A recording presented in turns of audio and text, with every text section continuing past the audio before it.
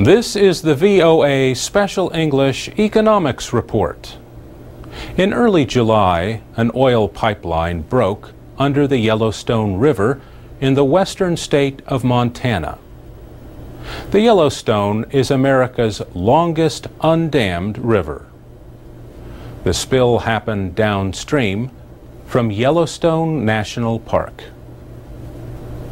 The burst pipe spilled as much as 1,000 barrels of crude oil, more than 160,000 liters, into the river.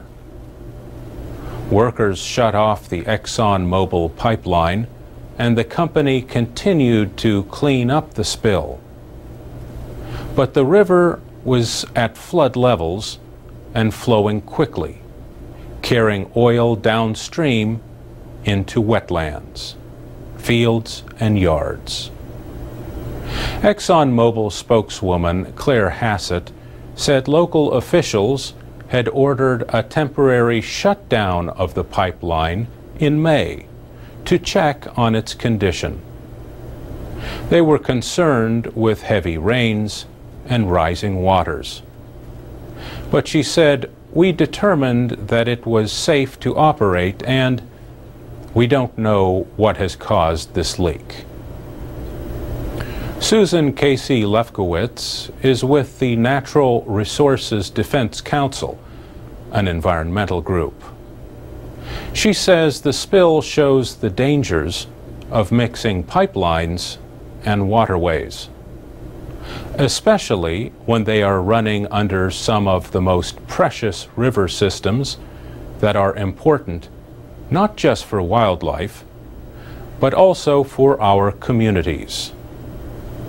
The Yellowstone River is critical for irrigation, for example, and so it serves the needs of a lot of farmers and communities along its path.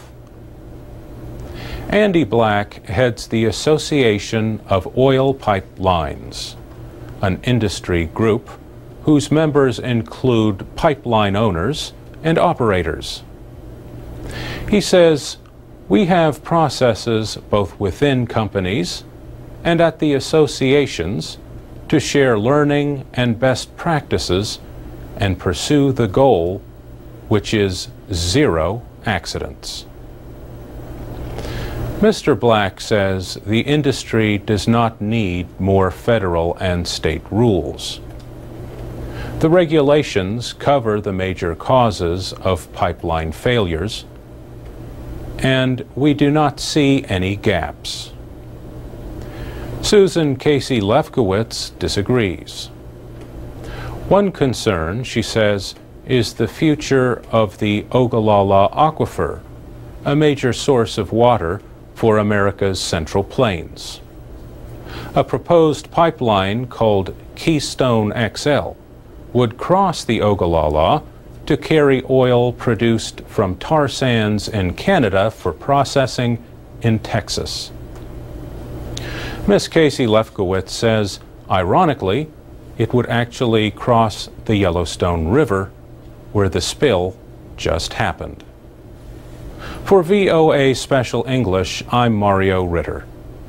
For more programs and activities for learning English, go to voaspecialenglish.com.